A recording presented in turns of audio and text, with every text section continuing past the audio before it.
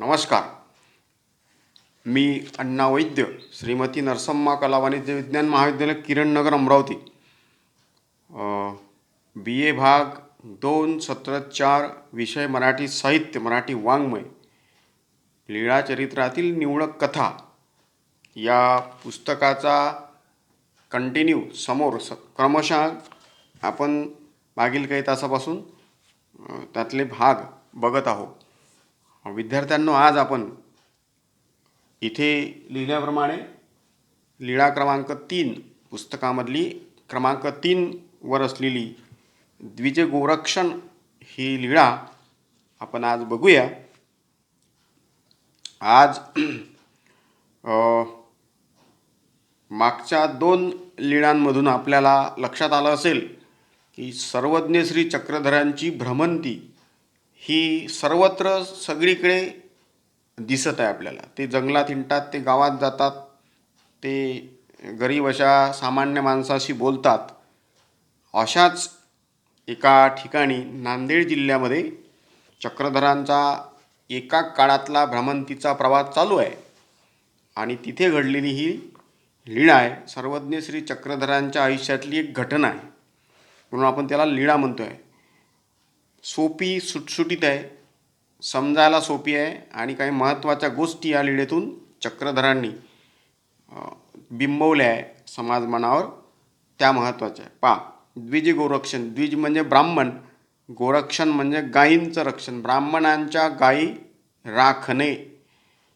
चक्रधर काय काय करतात एका कालखंडामध्ये, याही गोष्टीचा पुरावा या लीळेतून आपल्याला दिसतो.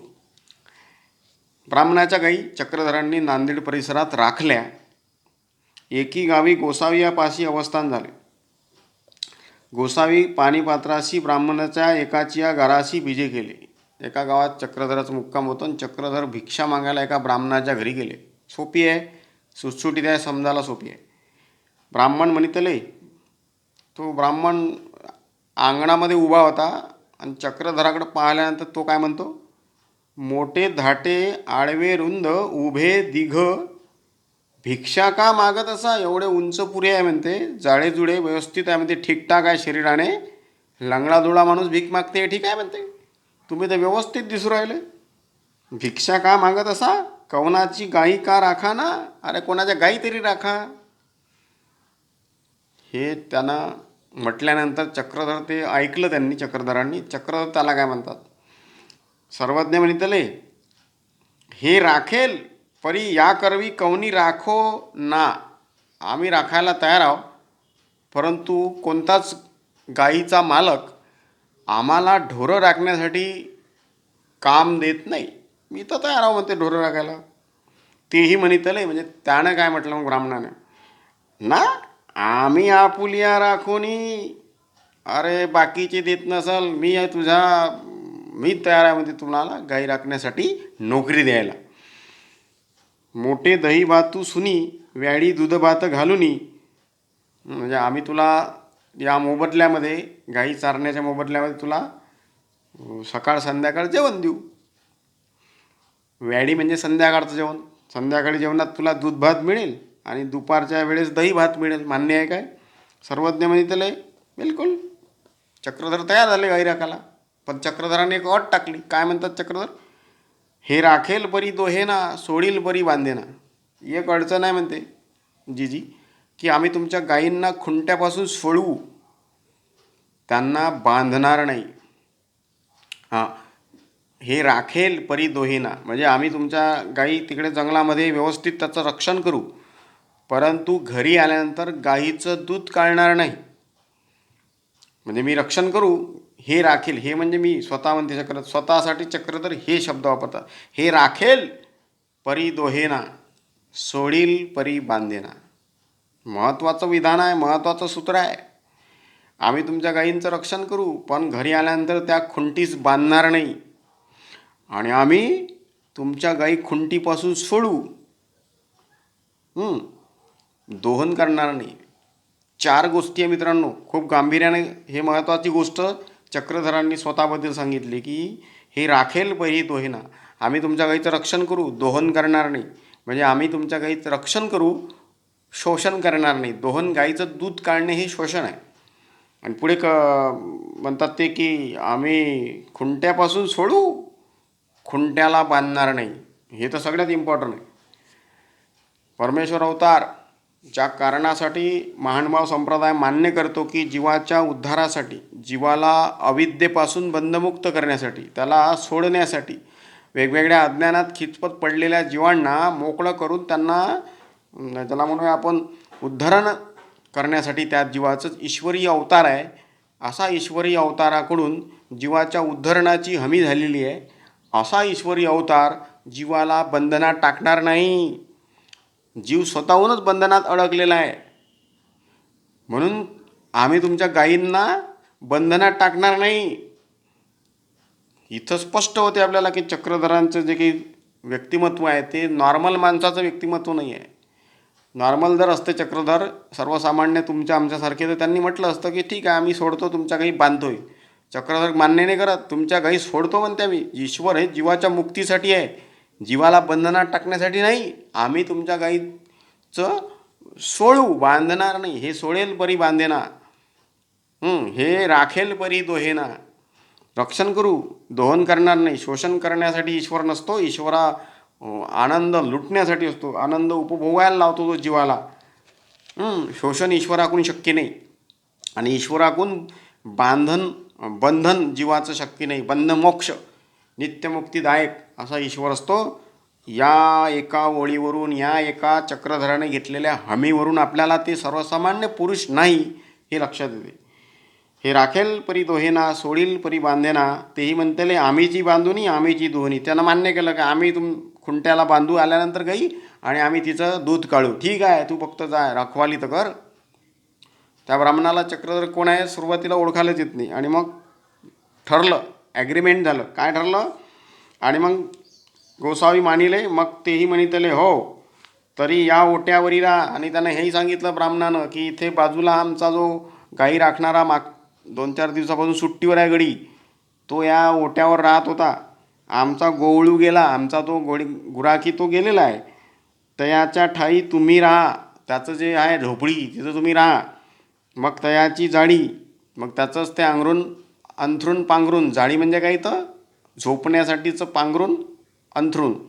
वाहना, आता हा वाहना शब्द तर प्युअर वऱ्हाडातला शब्द आहे. चपला, डांग, त्याचा ते लंबा दांडा, पागोटे, घोंगडं, ऐसे गोसावी अशी दिधले. हे एवढं घ्या त्याचं, हे इथं झोपा आणि उद्या आमच्या काही चारायला नाही. मग रात्री गोसावी अशी दूधभाताशी आरोगणा झाली. संध्याकाळच्या वेळेला चक्रधरांचे दूध आणि भात दिल्यात आलं.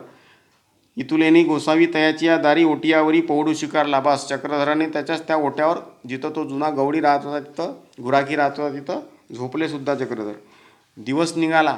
आता हे ॲग्रीमेंट जेव्हा झालं त्याचं आणि चक्रधरांचं, हे संध्याकाळला झालं होतं. दुसऱ्या दिवसपासून चक्रधर त्याच्या गाई राखण्यासाठी सकाळीच उठले. उदयक गोसावी अशी दही भातू मोठं सुदली.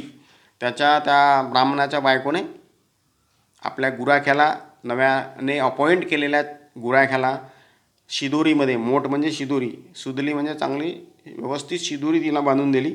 गोसावी गाई सोडल्या. चक्रधराने ॲग्रीमेंटच केलं होतं, हे सोडेल परी बांधेना. सोडल्या गाई चक्रधराने खुंटेच्या. गाई रानाशी निघाल्या. गावाच्या बाहेर जंगलाच्या दिशेने गाई निघालेल्या आहे. पुढा गोसावी, मागं गाई. चित्र लक्षात घ्या मित्रांनो. पुढे चक्रधर स्वामी आहे, मागे गाई आहे. एरवी कसं असते, गाई समोर असते, मागं त्याचा गुराखी दंडा घेऊन असतो. उलटा इथं. गोसावी या सरसी तोही अनुवर्जित निघाला. मग तो म्हणे कवनाची या शेता रिगोनेद्या. थोड्या डिस्टन्ससाठी तो चालत आला. ब्राह्मण त्यांनी डिसिजन दिलं की भाऊ, नवीन गुराखी आहे तू, आणि तू कोणाच्या शेताबितात आमच्या गाई घेऊ नको जाऊ. कवनाची या शेती रिगो नेदावी. कोणाच्या शेतात जाऊन देऊ नको ढोरं आपल्या गाई. कवनाची या मेरे चारावी येईना. कोणाच्या धुऱ्यानं, शेतात आणि शेतावरच्या धुऱ्यानं तू आपल्या या गाई चालू नको. मेरी म्हणजे धुरा. बरविया रानावरी घालविया. सरळ सरळ जे जंगल आहे पडीत, जिथं झाडं झुडपं आहे, गवत आहे, तिकडे जा. वेळे उदकाशी मेळविया. दुपारच्या वेळेला पाण्यावर येतात गाई, पाणी पाहिजे त्यांना, तर लगेच नदीवर घेऊन यायच्या. गोदावरी नदी आहे, नांदेड जिल्ह्यातली लीळा आहे. बरवी सावली मिळवावी. एखादं चांगलं स्वच्छ मोठं असं झाड बघायचं, तिथं गाई थांबवायच्या. दुपारी 1 ते दुपारी 4 वाजेपर्यंत रवंत करू द्यायचं आणि परत 4 वाजता परत चारायला न्यायचं आणि संध्याकाळी घरी. हे डिटेल त्यानं सगळं आखून दिलं. बरवी सावली मिळवावी मग तो राहिला, गोसावी गाई राणा घेऊन गेले. त्यानं मग एवढं सांगून तो घरी चालला गेला आणि चक्रधर गाई घेऊन पुढे गेले. रान पावले. मग गोसावी अशी खडका यावरी आसन झाले. गोदावरी नदीच्या पात्रात खडकावर चक्रधर दगडावर बसले. भोवती गाई श्रीमूर्ती अवलोकिती. भोवताल 20-25 गाई बसल्या आपल्या. आनंदू रोहन ताती बैसलिया असती. आणि आनंदाने गाई रवंत करून राहिल्या. गाईने काही खाल्लंच नाही आणि गाई रवंत करून राहिल्या. त्राहाटीशी डोळे त्राहाटीशी पुस ऐसिया बगटावरी बगट वाऊनी श्रीमूर्ती अवतुकू लागल्या. मग विडीची या अवसरी गोसावी पुढं गाई माग. दिवसभर या गायींनी कुठल्याच पद्धतीनं गवत खाल्लं नाही. चक्रधराच्या चेहऱ्याकडे श्रीमूर्तीकडे श्रीमूर्ती बघूनच त्या रवंत करायला लागल्या. आता ते ईश्वरीय चमत्कार म्हणूया आपण. ईश्वरीय अवतार कार्याच्या ज्या काही महत्त्वाच्या काही गोष्टी असतात त्या बाबतीत त्या गायींना त्या चक्रधराकडे बघूनच त्यांना तृप्त अनुभवले. त्या सगळ्या 20-25 गायीसुद्धा दिवसभर फक्त चक्रधर स्वामीकडे पाहत होत्या आणि चक्रधर स्वामी दगडावर आहे. आणि संध्याकाळ झाली, चक्रधर स्वामी निघाले आपले गाई घेऊन. समोर चक्रधर स्वामी, मागे गाई. आणल्या गाई सोडून दिल्या. बांधणे हे त्यांचं काम नव्हतं. हे सोडेल परी बांधेना. मग गोसावी वाडा गाई घातल्या. वाड्यात त्याच्या ते दरवाजा उघडला. मोठा माणूस होता तो. त्याच्या वाड्यात त्या गाई घालून दिल्या. मग गोसावी अशी ओटियावरी आसन झाले. बस तोपात बसत. कारण का बांधणं हे काम त्याचं त्या मालकाचं. चक्रधर आपल्या जिथं त्यांचं ठिकाण होतं राहायचं बाजूला तिथं आले. मग तेही मग त्या मालकानं गाई बांधल्या आणि दूध काढणे हे त्या मालकाचं काम होतं. त्यानं दूध काढलं. त्याचं असं लक्षात आलं त्या दिवशी त्या मालकाच्या ब्राह्मणाच्या, सवाया दूध दोहिले दही लोणी तूप बहुत हो झाले हो लागले ऐसा थोर दुभो लागलिया दोहता दोहो हात कांडा येते. एवढा थकला तो त्या गाईचं दूध काढता काढता. एवढं मोठं दूध याआधी या गाईंचं निघालं नव्हतं. त्याचं रोजचं गणित होतं की रोज समजा जर 25 गाईचं जो 50 लिटर दूध काढत असेल तर आज त्याच्याकडून दूध एवढं निघालं की ते 100 लिटरच्या पलीकडे गेलं. मग गोसावी अशी दूधभाताची आरोगणा दिली. मग चक्रधराचं संध्याकाळचं जे जेवण होतं दूध आणि भात त्या पद्धतीनं चक्रधराला जेवण दिलं गेलं. मग ती आपुलिया ओसरी करुणी निजेली. मग दोघे नवरा बायको झोपले ते ब्राह्मण आणि ते ब्राह्मण. मग अंतरुणी गोष्टी करू लागले. मग ते झोपताना त्या नवरा बायको आपसात चर्चा करतात. आजी दुना दूध झाले. दुप्पट दूध आज आपल्या गाईंचं निघालं आहे. चांगला गाई गुराकी भेटला म्हणते आपल्याला. एकमेका विस्मय करू लागले. जे आमाशी गोवळू निका जोडला. चांगलं झालं म्हणते. हा जो गोवळू आपण नवीन निवडला काल हे बराबर मस्त भेटला म्हणते. अशा कशा पद्धतीनं गाईच्या जबरदस्त पद्धतीनं आज गाईंना दूध दिलं. मग ऐसे गोसावी तेथं नीच विध केले आणि गाई भवती आनंदू रोवंती बैसती ऐसे तिन्ही दी अनुवार्जित गाय जाय. 3 दिवस हे असं चाललं. किती दिवस चाललं हे असं? 3 दिवस चाललं. आणि मग गावामध्ये डिस्कशन झालं, चर्चा चालू झाल्या. हाही माणूस कल्ला करू लागला जिकडे तिकडे. जबरदस्त आपण गुराखी अपॉइंट केला आहे म्हणजे आपल्या घरी आणि जबरदस्त पद्धतीनं गाईंचं दूध दुपणं सुरू आहे. ऐसी आणि गावीचे गोवड तयापुळ सांगती. मग गावातले गुराखी डिस्कशन करू राहिले. गावाचे गुराखी त्या ब्राह्मणापाशी आले. ते म्हणाले इतर गुराखी, ऐसा कौनुगा राहाविला असे तृण नाही उदक नाही ना सावली नाही एका खडकावरी घाली ते. कोणता गवडी पाहिला म्हणते तुम्ही? गुराखी धड रानातनी गाई चारायला नेत नाही. एका दगडावर बसून ठेवते. दगडावर स्वतः बसते. गाई भवताल बसले असतात. पाणी नाही चारा नाही. कोणता गुराखी पाहिला म्हणते? मरण ना म्हणते गाई तू आहे. अशा पद्धतीनं इतर गुराखी मंडळी या मालकाला सांगायला लागले. आता जे सांगत आहेत ते त्या पद्धतीनं गाईंचं तसं नाही आहे. गाई तर व्यवस्थित आहे. उलट तर गाई दुप्पट दूध देऊन राहिल्या. मग ऐसे दोन्ही दिवसापर्यंत सांगितले. मग त्याने म्हणितले त्यानं ते जे चुगलखोर लोक होते त्यांनी सांगितलं ते सत्य आहे ते. मग हा काय म्हणते? मी माझ्या डोळ्यांनी पाहीन. मग त्याने म्हणतले काही काही सांगून राहिले म्हणते राजू. दूध तरी दुना निघते, तुम्ही म्हणता की तो खडकावर बसते आणि काहीच नाही, आणि इकडे तर गाय दुप्पट दूध देऊन राहिले. हे ऐसे काही सांगती, हे असं काही खोटं नाटं सांगू नका. हे गोसावी असती आणि जाती तरी कवनी ठाई कवना राणा चाराव्या नेत असती ते पाहो. ठीक आहे, आता हा कुठं गाय चारायला नेतो ते आता बघायलाच पाहिजे म्हणते आपण. म्हणूनही तो तिसरा दिवशी पोहावाया गेला. ठीकच आहे म्हणते, लोक सांगतात ते किती सत्य आहे हे आपल्याला बघावं लागेल. आणि मग अशा पोझिशनमध्ये नेमकं काय खरं काय खोटं हे शहानिशा करण्यासाठी स्वतः तो गुराकीच ठरवते की आता आपल्यालाच बघावं लागेल की हा नेमका कुठं गाई घेऊन जातो. मग काय घडते पहा पुढं. गेला तो बघायला. कवनी ठाई कवना राणा चारावे नेत स्थिती पाव, म्हणून तो तिसऱ्या दिवशी पहावया राहिला. वृक्ष एकावरी तव जैसे गोपाळी सांगितले तैसेची एका झाडावर चढला आणि झाडावरून ऑब्झर्व करून राहिला की आपला हा गुराकी नवीन खरंच गाई चारायला नेतो की नुसता खडकावर बसतो आणि गाय रुवंत करतात ते पाहायला गेला का झाडावर उंच गेला. आणि वृक्ष एकावरी तव जैसे गोपाळ सांगितलं बा, बाकीच्या गुराख्यांनी जसं सांगितलं होतं तसंच 2 घंटे 3 घंटे चक्रस्वामी गाई चारायला नेतच नाही. गाई नुसत्या बसल्यात रवंत करत आहेत. आणि त्यानं पाहिल्यावर तो हपचप झाला, अरे 12 वाजले 1 वाजला, गाई चारायला न्यायचं कामच नाही. मग त्याच्या लक्षात आलं की पण गाय तर दुप्पट दूध देत आहेत, अर्थातच चमत्कार आहे हा, असं त्याच्या लक्षात येते. गोसावी आसनी बैसले असती भवतिया गायी आनंदू रवंत बैसल्या असती. चक्रधर दगडावर आहे, भवताल त्याच्या गायी आहेत, आनंदाने गायी रवंत करत आहेत. आणि मग त्याच्या लक्षात आलं 1 घंटा 2 घंटे. मग त्या ब्राह्मणाच्या लक्षात येते, अरे सामान्य पुरुष नव्हती, साक्षात श्रीकृष्ण काय म्हणतो तो, हो रे बाबा, हा काही सामान्य माणूस नाही आहे जो आपण गुराखी म्हणून अपॉइंट केलेला आहे.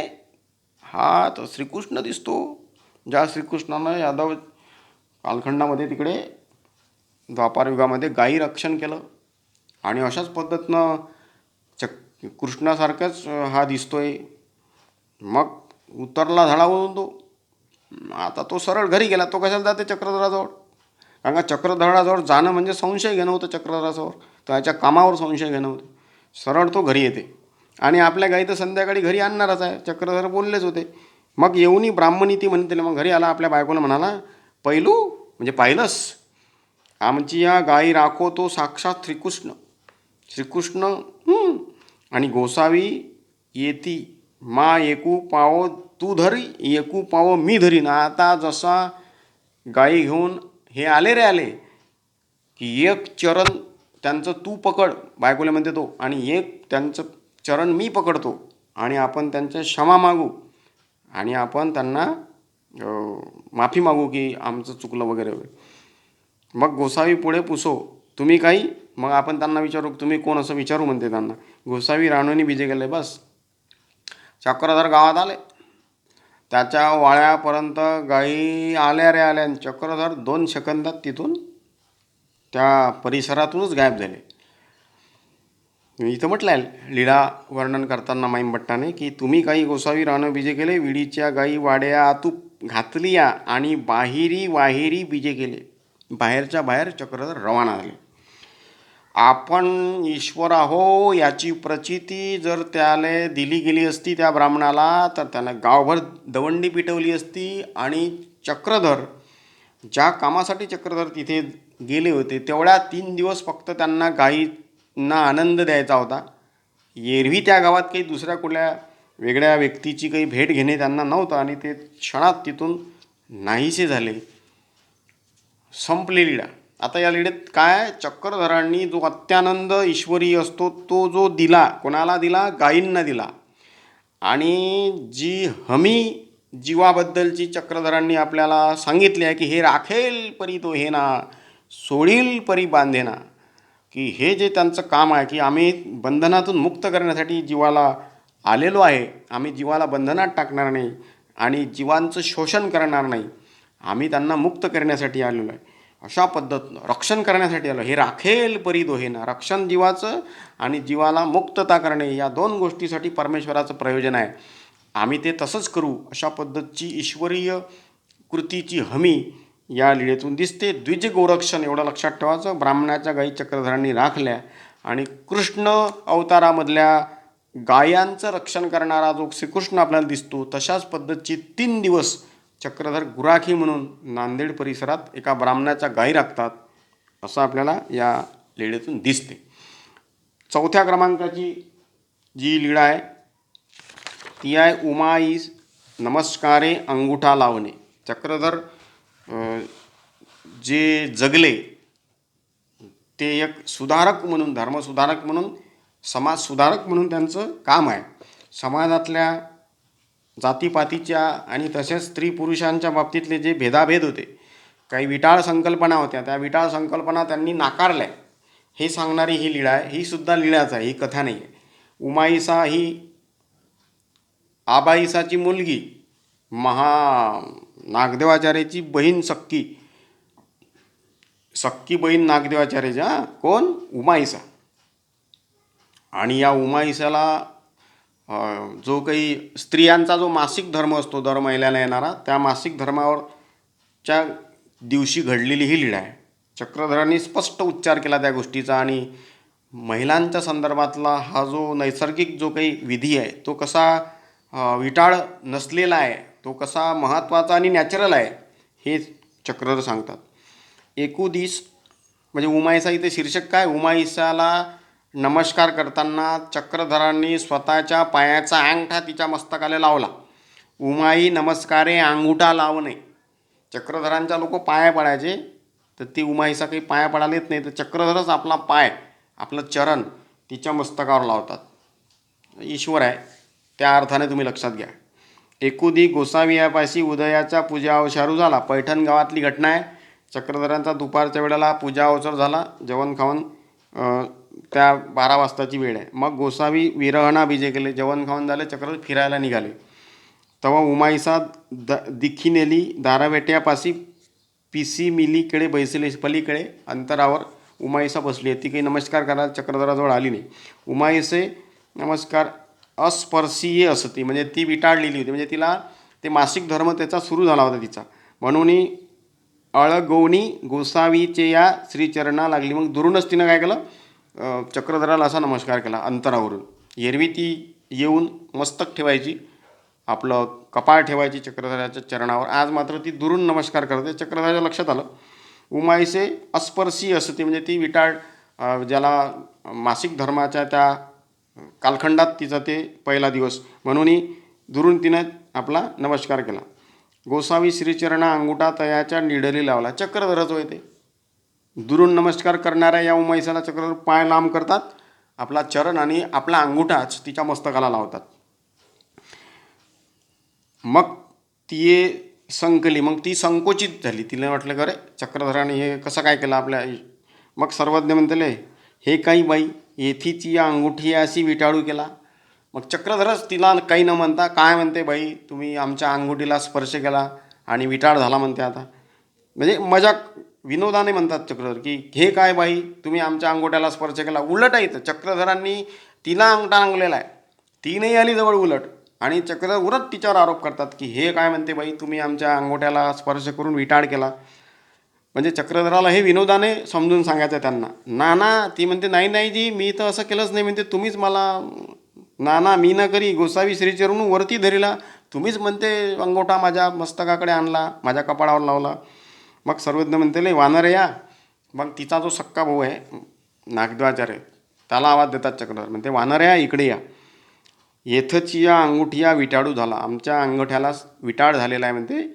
आणि आता अशा वेळेस एखादी वस्तू जेव्हा विटाळल्या जाते तेव्हा तिला स्वच्छ करण्यासाठी वेगवेगळ्या तीर्थक्षेत्रावर तिला न्याय लागत असते. म्हणजे आता हा जो माझा अंगठा आहे म्हणते, इथंच या अंगुठिया विटाळू झाला, आता लोणारा न्याया लागेल, केदारला न्याया लागेल. लोणार हे धर्म तीर्थक्षेत्र हिंदूंचं होतं. केदारनाथ उत्तराखंडमधलं हे सुद्धा हिंदूंचं तीर्थक्षेत्र होतं. तिथे नेऊन आता हा अंगोठा आपल्याला धुवून आणावा लागेल म्हणते. आता लोणारा न्यावाया लागेल, आता केदारा न्यावया लागेल, मल्लीनाथा न्यावया लागेल. म्हणजे मल्लीनाथ जो कोणी गुजरातमधला देव आहे तर अशा पद्धतीने चक्रधरांनी विनोदाने हे सगळं सांगितलं की हा विटाळला म्हणते आपला अंगठा, आता हा लोणार, केदारनाथ किंवा मल्लीनाथला न्यावा लागेल.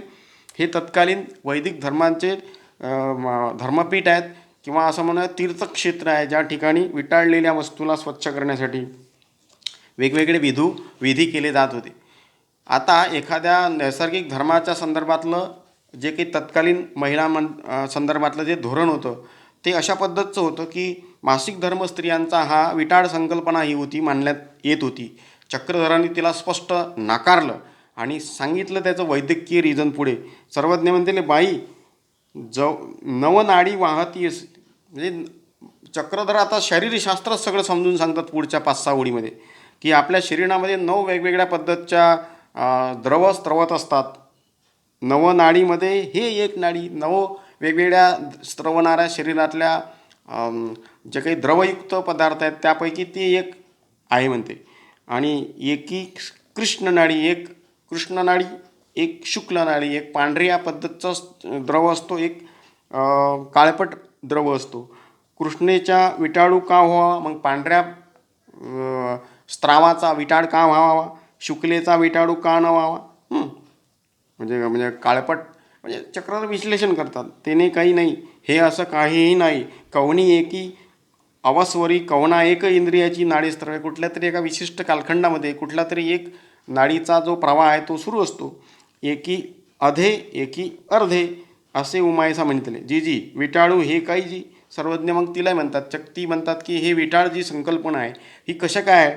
तर चक्रधर म्हणतात बाई ये नवदारे जैसा नाकी शेंबूड ये, डोळ्या चिपड ये, काना मळ ये, तोंडात थुंकी ये, गुहेद्वारा मळ ये, ऐशी एकी धातू स्त्रवे. ही एक प्रकारची स्त्रवणारी धातू आहे जी निसर्गाने शरीराच्या गुणधर्मानुसार दिलेली आहे. मग निर्वते याचा विकल्प धरू नये. सर्वज्ञांनी जे शेवटलं वाक्य महत्त्वाचं म्हणलं आहे की या गोष्टीचा विटाळ संकल्पनेद्वारे विकल्प धरू नये. हे वाईट नाही आहे. विकल्प म्हणजे काय, एखादी गोष्ट वाईट मानणे, ती वाईट ठरवणे. स्त्रियांच्या मासिक धर्माबद्दलचा एवढा खुलेपणानं संवाद हा 12व्या शतकातल्या चक्रधरांनी केला. एक प्रकारचं आपण असं म्हणूया की जशा पद्धतीनं प्राथमिक आरोग्य केंद्रामध्ये आजच्या सगळ्या आशा वर्कर असतील किंवा सगळ्या गावातल्या महिला असतील, ज्या पद्धतीनं स्त्रियांच्या समस्येकडे सगळ्या गोष्टीकडे खुलेपणानं चर्चा करतात, त्या पद्धतीनं 12व्या शतकात चक्रधरांनी शरीरशास्त्रातल्या सगळ्या वेगवेगळ्या गोष्टींची उकल या लीळेतून करून दिलेली आहे. आणि स्त्रियांचा मासिक धर्म ही काही विटाळ संकल्पना नाही आहे किंवा ही विटाळशी अशी कोणतीच गोष्ट नाही आहे. तर ही एक प्रकारचं शरीरातला गुणधर्म असलेली वस्तू आहे किंवा गोष्ट आहे. याचा विकल्प धरू नये. जरी धरी जे तरी प्रतदेह, म्हणजे जर तुम्ही याचा विकल्प धरला तर तुमचे वेगळे परिणाम तुमच्या पुढच्या याच्यावर होतील. नाजी तरी आजी लागोनी न धरीजी. म्हणजे इथून पुढे म्हणते उमाईसा म्हणते की मी अशा पद्धतीचं विटाळ संकल्पना मानणार नाही आणि तुमच्या दर्शनाला येईल. एवढ्या पद्धतीचं शरीरशास्त्राबद्दलचं ते आकलन चक्रधरांचं होतं. आणि त्यांनी जो काही समाजामध्ये स्त्री पुरुषांच्या बाबतीतला जो एक प्रकारचा भेद होता तो नष्ट करणे आणि स्त्रियांच्या बाबतीतला जो नॅचरल जो विषय आहे तो कसा सहज आहे, तो काही वेगळा नाही आहे आणि तो कसा वाईट नाही आहे, हे अत्यंत चांगल्या पद्धतीनं स्वामी इथे पटवून देतात. अशा पद्धतीची ही एक लीळा आहे. आज आपण 2 लीळा या लेक्चरमध्ये बघितल्या. एक द्विज गोरक्षण, ब्राह्मणाच्या गाई चक्रधरांनी राखल्या, आणि दुसरी लीळा आपण बघितली उमाईसा नमस्कारे अंगुठा लावणे. या दोन्ही लीळेतून चक्रधरांच्या एका स्वभावाचा गुणधर्म, चक्रधरांचं एक व्यक्तिरेखा असलेलं एक व्यक्तीचं जे काही आपण म्हणूया कंगोरा व्यक्ती म्हणून चक्रधरांच्या जगण्यातले काही महत्त्वाचे दुवे या माध्यमातून आपल्याला समजतात. या लीळेच्या माध्यमातून ते लक्षात येतात. आणि चक्रधर कोण आणि कसे आहे या पद्धतीची जमवाजमव आपली सुरू होऊन जाते.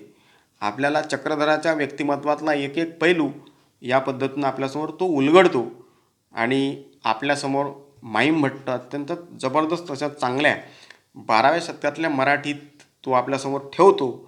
अशा अर्थाने हे महत्त्वाचे 2 लीळा आज आपण बघितल्या. पुढच्या लेक्चरमध्ये आपण उरलेल्या लीळा आपण बघूया. सर्व विद्यार्थ्यांचे मी आभार मानतो आणि भेटूया. नमस्कार.